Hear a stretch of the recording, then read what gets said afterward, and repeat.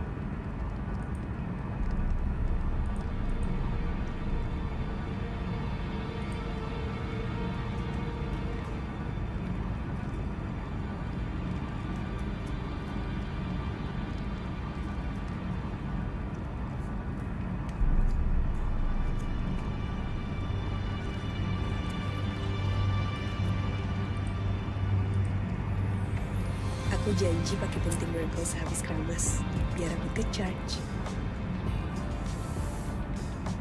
Janji? Janji juga ya, pakai penting miracles sekarang untuk selamanya.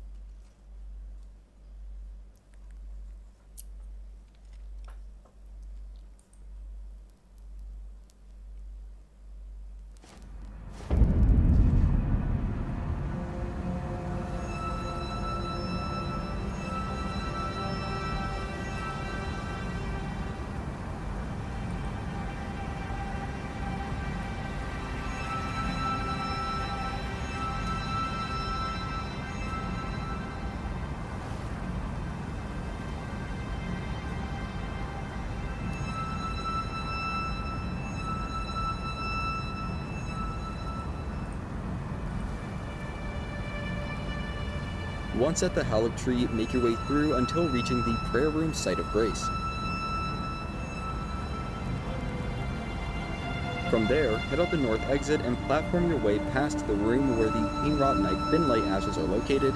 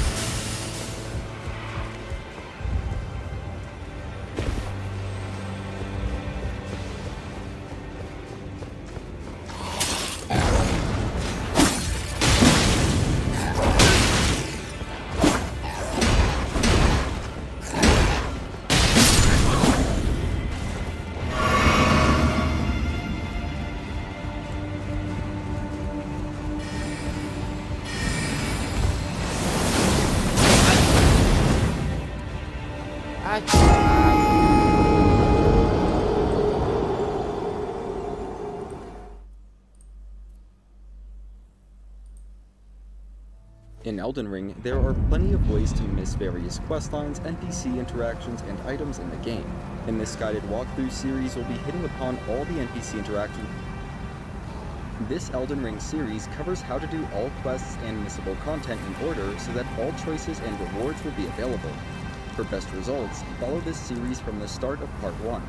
There will be spoilers in the form of important information, and as usual, useful timestamps can be found in the video description. At the end of Part 6, we had just completed all important quests in the mountaintops before heading to the Hallow Tree. In Part 7, we will be venturing through the Hallow Tree. Before that, the Ashen Road. Feel free. There was one final step, so to speak, in Roderika's quest. After Roderika gains the ability to tune spirits, you can return to the location where the Chrysalids memento was located to get a new item, the Crimson Hood.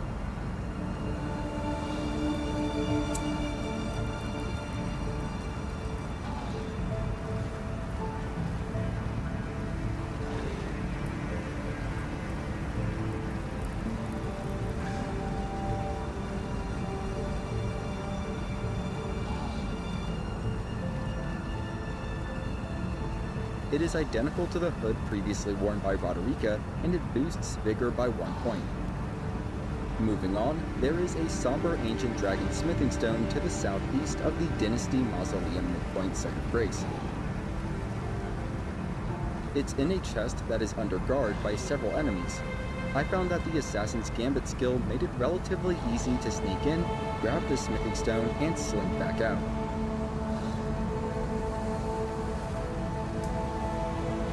There is an ancient dragon smithing stone a short distance east from the Forlorn Cave dungeon. A magma worm is guarding the stone, however, you can just run past it, grab the smithing stone, then run away. Caravan transporting a flowing curved sword. However, if you pass time until nightfall, the caravan will then be accompanied by 2 knights cavalry, one on each side of the caravan. You can carefully pull and deal with the Black Knights one at a time. If only one is defeated before you rest or die, then it will respawn. Both knights must be defeated within a single life in order for it to count. Once that has been accomplished, you'll get the Knight's Cavalry armor set along with an additional ancient dragon smithing stone. The entrance to the Yellow Annex smithing stone. Accomplished must be defeated within a single life in order for it to count. At a time, side of the caravan. The caravan will then be a curved, consecrated snowfield site of grace.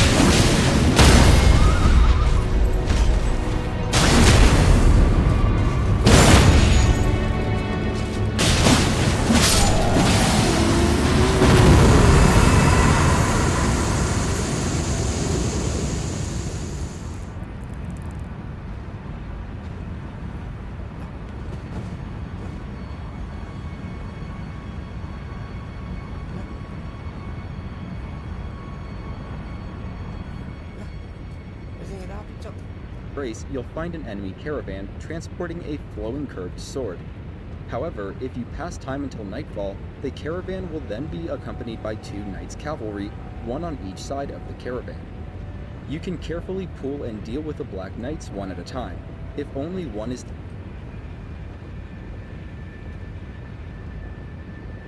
Waduh, dua. Aduh.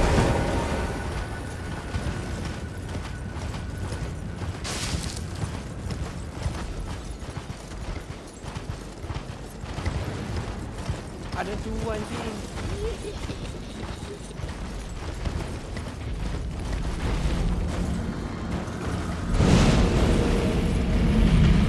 Aduh, berapa lagi yang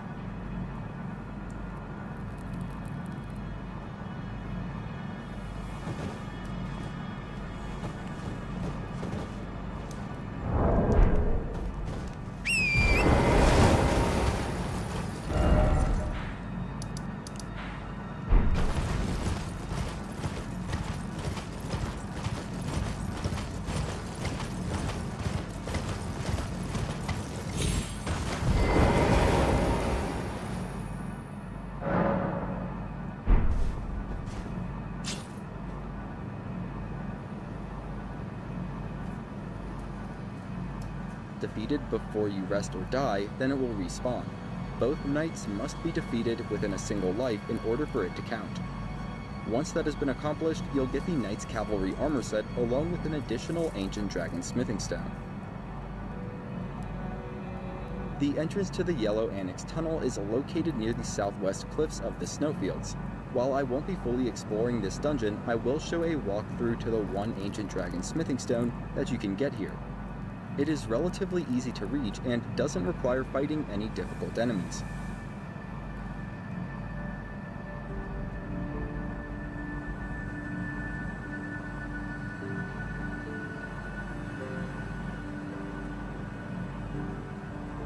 That's everything from the consecrated snowfields. Now we'll take a brief trip back to Caelid. We'll actually start underground in Siofra River. At the far northeast edge of Siofra, there is a lift that will take you to a secluded area in Caelid. To the northwest, you'll find a Colosseum and a massive warrior jar. Speak with the giant jar to trigger a special event where 3 red summoning signs will appear on the ground. All 3 adversaries must be summoned and defeated in a single life for it to count. I recommend starting with whichever one you find to be the most difficult. For me, that was the paladin-style opponent, the eastmost summoning sign. After defeating all 3 adversaries, speak with the warrior jar once again to get the jar's arsenal talisman, which is the best arsenal-style talisman in the game. This next item is located a short distance from the Fort Gale North site of Grace and will be extremely useful later on. It is the Flame of the Redmane's Ash of War, and it is obtained by defeating an invisible treasure scarab.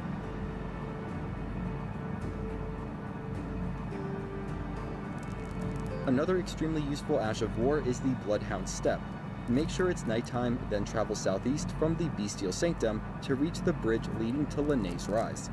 A knight's cavalry should be patrolling the bridge and will drop this great Ash of War when defeated. The final bell-bearing hunter location is at the isolated merchant's shack in the Dragon Barrow. You'll need to pass time until night, then rest at the site of Grace before the hunter will spawn. This is the most difficult version of the hunter, and it's challenging enough that I put off facing it until now. When defeated, it will drop the Gravity Stone Peddler's bell-bearing. Now we are going to get 3 legendary Ashen Remains, all near areas we've already been to. The first will be located at the War Dead Catacombs. To reach it, you'll need to travel a far distance north from the Starscourge Radon site of Grace. Right near the coastline, there is a modest pair of doors that lead down into this dungeon. The only annoying part about this dungeon are the spectral knight archers that will spear you with gravity arrows as you make your way to the lever that opens the dungeon's boss door. However, Assassin's Gambit will drastically reduce the range that they will spot you at, making it much easier to get past them. As a quick aside, beneath the initial platform in this dungeon, you'll find a chest containing the Collapsing Stars sorcery. You'll need to slip by a couple archers and several other enemies, eventually jumping through a window or two to reach the elevated platform where the lever is located.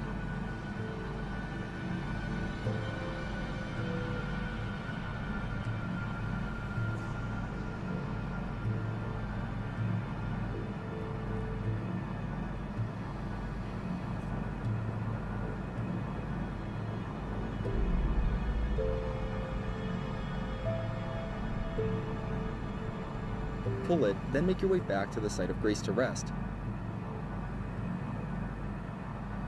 Then head straight across the initial chamber to reach the boss room.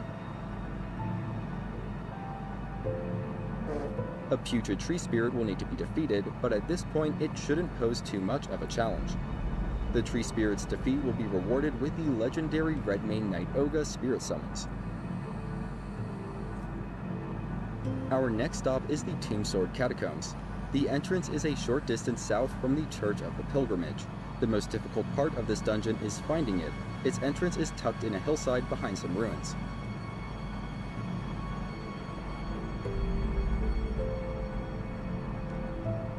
Once you've made it inside, it's a relatively simple route to reach the lever, the main trick being a flamethrower trap that can be ridden to an upper level.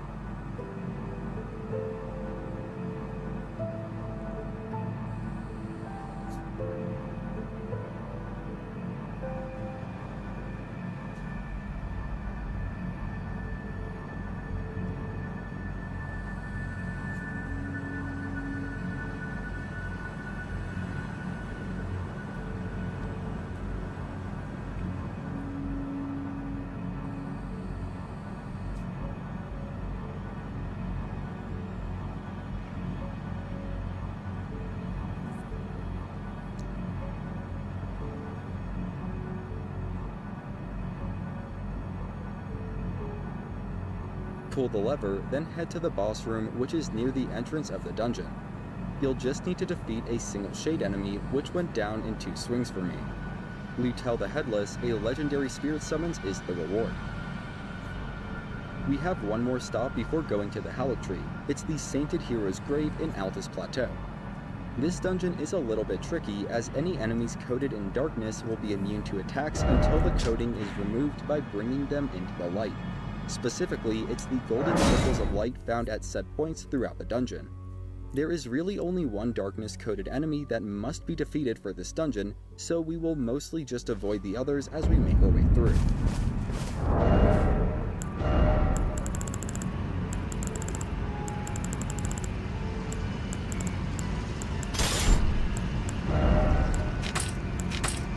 There is a collapsing floor that you can walk around to grab the Leyndell Soldier Spirit Ashes, then step on the trap floor to continue progressing.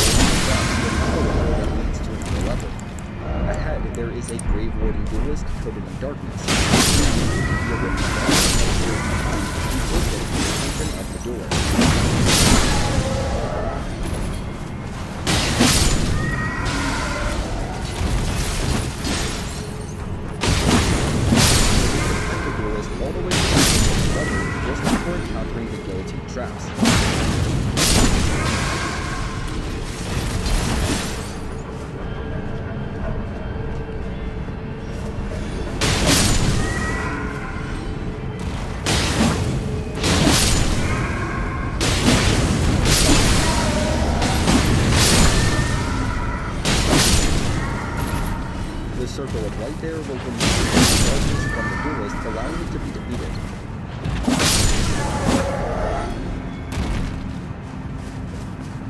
Defeating the duelist will open the boss door for this dungeon, which is located at the end of the hallway containing the trap.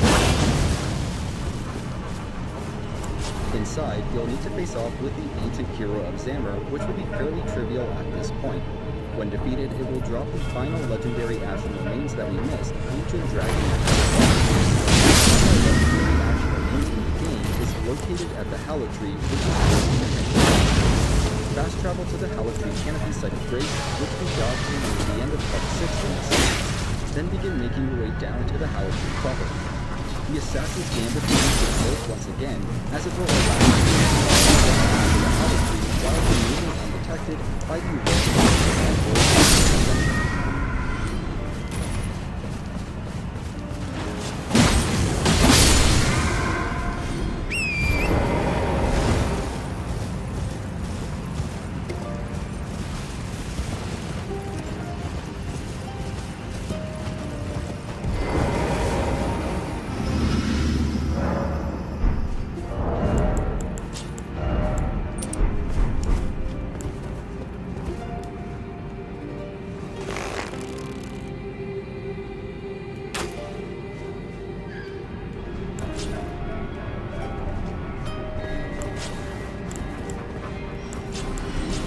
Next, we will make our way to the Plaza, grabbing the Ancient Dragon Smithing Stone along the way.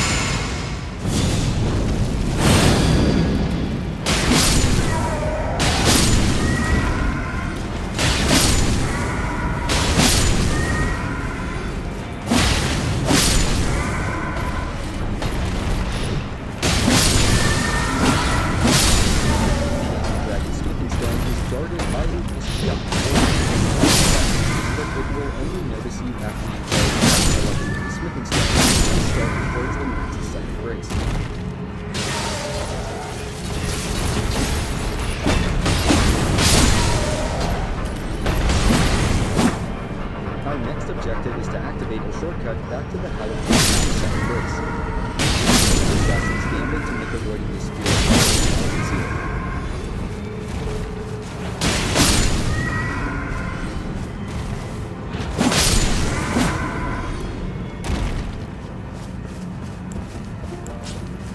You can jump to and run over the mountain top or that one through beneath. Once you get the first first stage lift to unlock the very underground town site of Grace.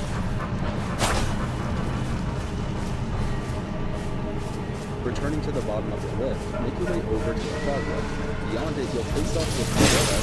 This isn't too difficult, at least not compared to what lies ahead. And she will drop Loretta's war symbol and the Loretta's mastery spell. Find and activate the new site of Grace, the point where you can afterwards, continue forward and slide down what has to be the tallest ladder in the game. On your way down, you may notice the chest sitting on the rooftop below. Head up the spiral staircase to see what's inside, which turns out to be another ancient dragon smithing stone. After grabbing it, make your way back down the staircase, then take a lift further down. Make sure to defeat the Queen Rot Knight before continuing forward. Millicent is just ahead in the prayer room, and the knight citizen dealt with first. Prayer room, head back to the left, which should be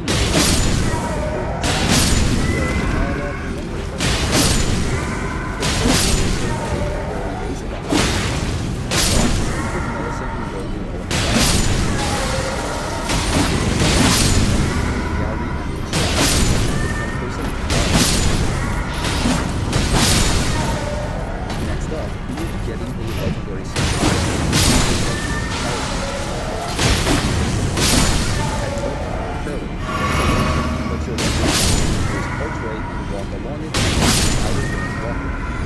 This will allow you to evade detection by You can fight the urge it drops the round staff weapon when defeated. Grab the somber ancient dragon smithing stone near the end of the walkway, then safely drop down to the pit below. This will weapons that prowl this area and give you direct access to a room that requires the stone sword to open. Besides, you'll find the America's Source Seal, a legendary talisman.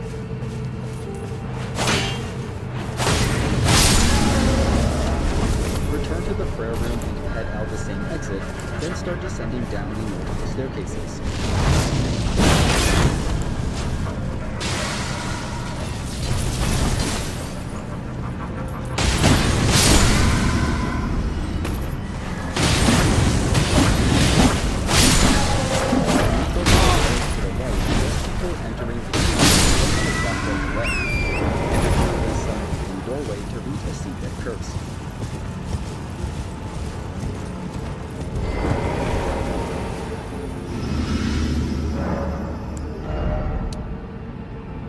Start from the prayer room one more time.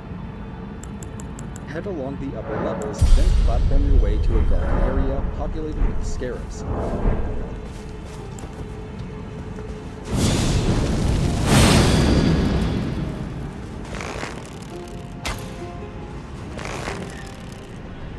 There will be a room to the southwest where the Clean Rot Knight Finlight ashes are located. They are in a chest under guard by a Clean Rot Knight. This should be the last legendary that remains and will unlock the associated achievement or trophy when obtained. Afterwards, continue to the west.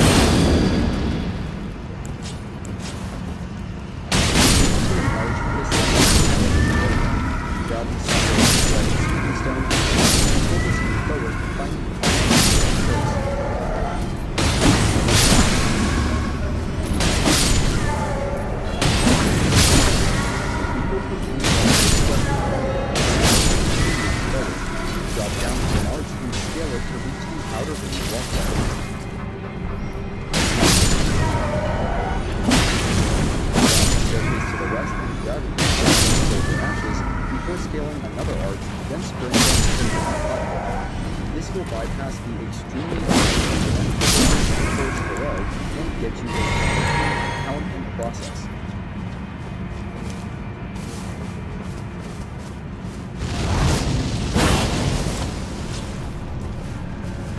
Discover the FIL in a wall site of Grace, then take your seatbelt curses and fast travel to the underground roadside in Langdale Sewers.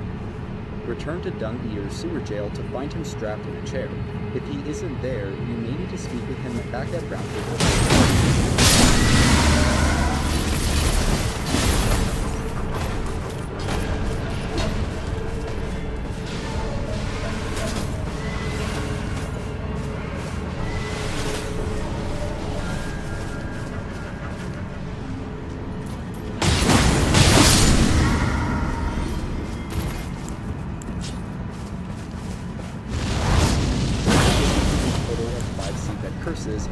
should have gotten at this point, the game will fade to black and Dung Eater will share some parting words.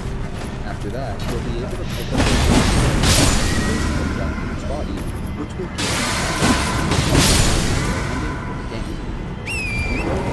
You'll find the enemy's armor set near Dung Eater's body, free for the taking. And that is the end of Dung Eater's quest. Next up, we will be completing Millicent's quest.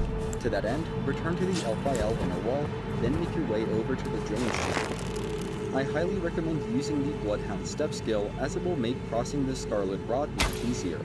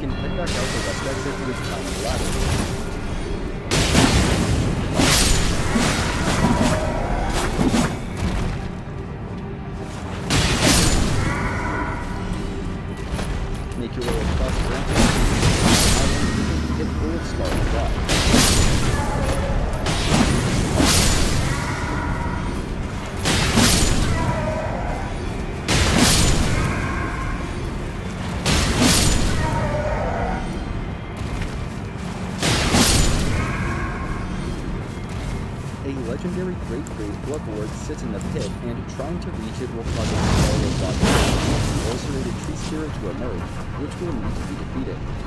This thing is a huge pain, especially for melee builds. Fortunately, the Flame of the Red Man's Astral War makes it significantly easier. I equipped it to my plus 22 Claymore and defeated some boss at This opened up ample opportunities for critical strikes. It didn't turn the fight into a cakewalk, but it did turn it into a manageable challenge. The spirit will progress Melissa's quest.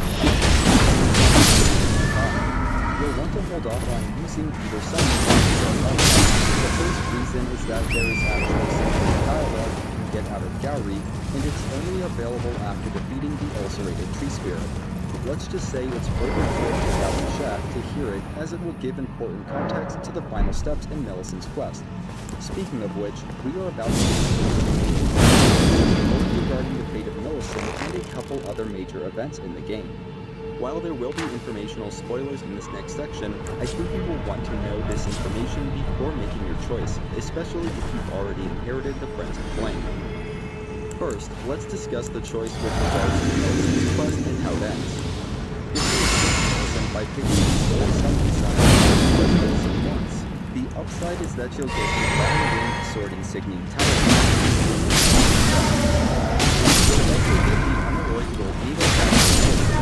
This can be used later on after defeating Melania to get Nicholas Needle and Somber Ancient Dragon Smith. The downside is that Millicent will die, never losing his potential. In addition, Gallagher he will die permanently or so as Galvary blocks Canvas Play. However, you need to hold off on hitting him until just before starting the game plus.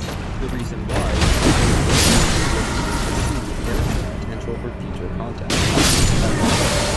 Challenge mode at 7 sides with Gallagher runs. The upside is that you'll get the Millicent talisman immediately after success. In addition, Millicent is wild with the potential of transforming into a Scarlet Valkyrie later on, perhaps in future updates of the game, although it remains to be seen whether this is actually a good thing for Millicent.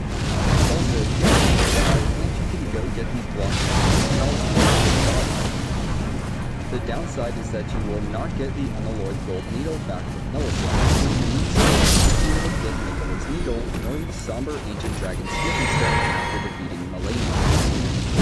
Now, those are the more immediate consequences. However, the post-mission will also impact I've narrowed down this explanation based on some recorded Let's start with a quick recap. If you want Melina to be spared, you will need to ignore the frenzied flame before burning the Earth Tree at the Forge of the Giants.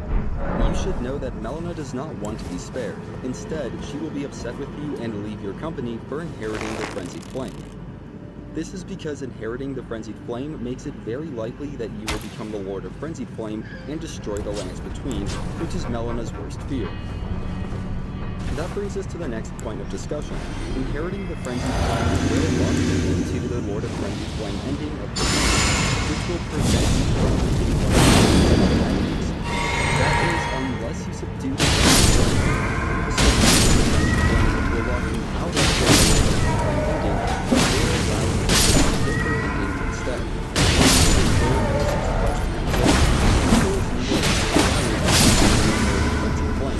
Again, needle by a system Millicent, and this is what I'm going to do. If you choose Millicent, an option that I haven't brought up, you can hold off on inheriting or after beating the game, picking an ending. The sides of this path are that Melina will have to go, and you will need to wait to complete hiatus until after beating the game. Okay, hopefully I explained that well enough to make an informed decision regarding Millicent's fate. If I did, in the comment section, and I will do my best to help. Returning to the walkthrough, go with the gold summoning sign if you decided to defeat Millicent, and the red summoning sign if you decided to challenge her. In either case, you'll get a talisman after completing the encounter. If you chose to assist Millicent, you can find her nearby afterwards. Speak through all of her dialogue, then reload the game to get later. After doing that, the gallery of the shack. If you challenge Millicent, barbarian and blocks Canvas Talisman. If you assist Millicent, then you will be alive and in a state of despair.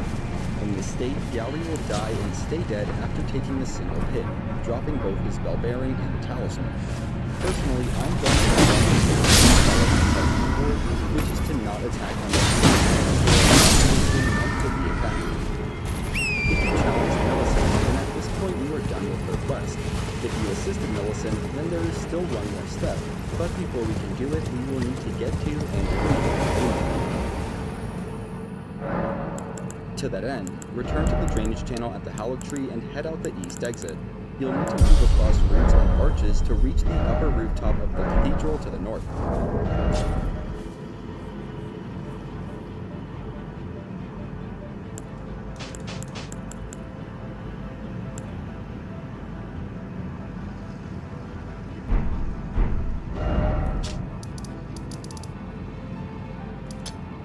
You'll need to drop down on a group of pest enemies, a task made far easier with the Assassin's Gambit Ash of War.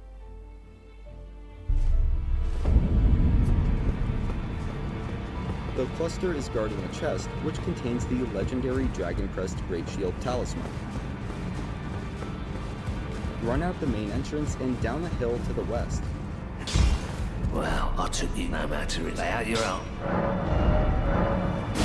Once again, Assassin's Gambit will come in very handy here, helping you keep a low profile as you grab the Ghost Glovewort Picker's Bell Bearing 3 before doubling back to the cathedral.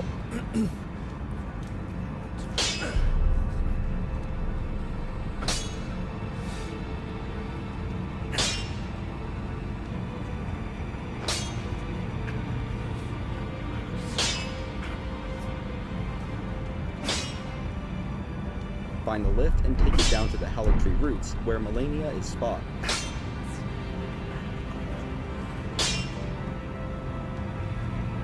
There is a room to the southeast with another Scarlet Blossom, where you can find the Traveler's armor set. You'll need to kite the duelist all the way to the room with a lever just before encountering the guillotine traps.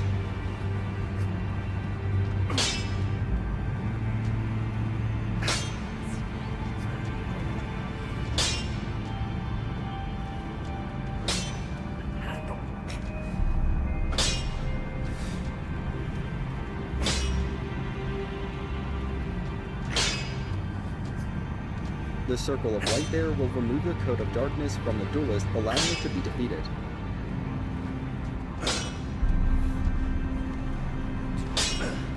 Defeating the duelist will open the boss door for this dungeon, which is located at the end of the hallway containing the guillotine traps.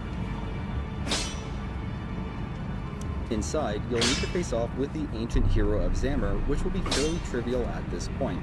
When defeated, it will drop the final legendary Ashen Remains that we missed, Ancient Dragon Knight Kristoff. The final legendary Ashen Remains in the game is located at the Hallow Tree, which is where we are headed next. Fast travel to the Hallow Tree Canopy Site of Grace, which we got to near the end of Part 6 in this series, then begin making your way down to the Hallow Tree proper. The Assassin's Gambit proves its worth once again, as it will allow you to make the final stretch down to the Hallow Tree while remaining undetected by the large Oracle Envoy serving as a sentry.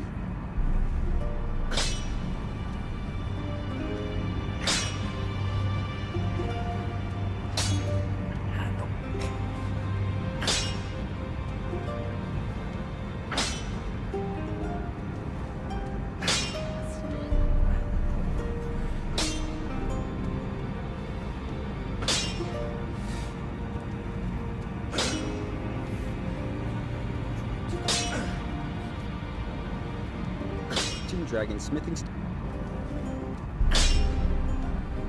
Stone is guarded by a misbegotten warrior stone.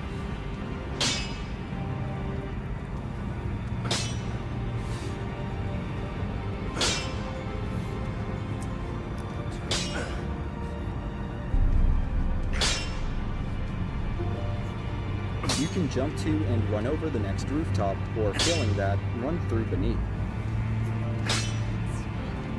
Once you get to the following bridge, leap to your left and take the birdcage lift to unlock a very nice shortcut back to the Hallow Tree Town Site of Grace. Around it, you'll face off with Loretta, Knight of the Hallow Tree. This boss isn't too difficult, at least not compared to what lies ahead, and she will drop Loretta's War Sickle and the Loretta's Mastery spell when defeated. Find and activate the new Site of Grace. The point where you can interact with the Grace might be slightly offset from where it appears to be. Afterwards, continue forward and slide down what has to be the tallest ladder in the game. On your way down, you may notice a chest sitting on the rooftop below. Head up the spiral staircase to see what's inside, which turns out to be another Ancient Dragon Smithing Stone. After grabbing it, make your way back down the staircase, then take a lift further down. Make sure to defeat the Clean Law Knight before continuing forward. Millicent is just ahead in the prayer room, and the Knight could put her in danger if it isn't dealt with first. If Millicent isn't in the prayer room, check back at the last location you spoke with her, which should be near the ancient Snow Valley ruins. Speak through all of her dialogue, and then return to the Hallow Tree. The prayer room will serve as a temporary base of operations. First off, speak with Millicent and go through all of her dialogue. If you want,